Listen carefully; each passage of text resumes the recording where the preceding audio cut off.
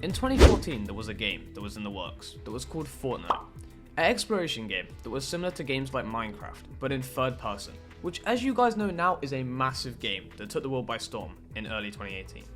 But in this video, we go through all of it, the history and the reasons as to why Fortnite was so incredibly popular. 2017 was the start for Fortnite, a game that was in early access from a developer called Epic Games, which had created loads of games before, like Gears of War 3.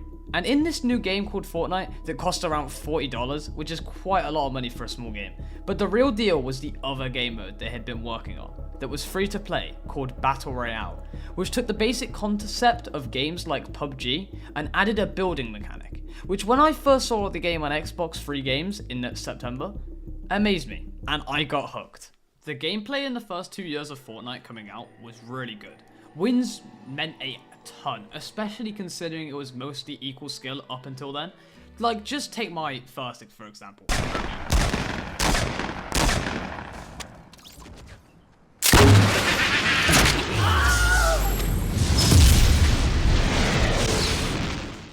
Like, I was on top of a little base and RPG'd the guy under me for the win. Like, they actually meant something. Now, don't get me wrong, they still do mean something now, but just back then, it just felt so much more rewarding and enjoyable to win, and I'll get onto why later in the video. Now we go on to Chapter 2 of Fortnite, which was released in late 2019, which honestly wasn't as bad as people made it out to be. Yes, Season X was awful and kind of ruined the setup for Chapter 2, but it had a few redeeming qualities. The POIs like Frenzy Farm, Pleasant Park, they were all brought back, along with Lazy Lake, which was like the new Tilted, but it was quite different, let's put it that way.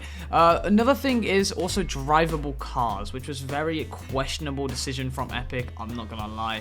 Drivable cars, also having to refill the cars at a station, because back then you didn't have to refill, so it was a very weird decision at the time, but looking back on it now, it was probably for the best. And the new fishing mechanic to me was pretty cool as well, but this was actually when I started to stop playing the game entirely. Mainly because of the mech from last season and just not having as much time to play the game. The guns were balanced to some degree, and an issue I had with this season is the stupid AIs. Like, seriously, the amount of times I have died to these is a number I do not want to say out loud. Another thing I think was pretty cool in this season as well was the interrogation. How when someone got downed, you can interrogate them and it would reveal the teammates' locations, which I thought was pretty good.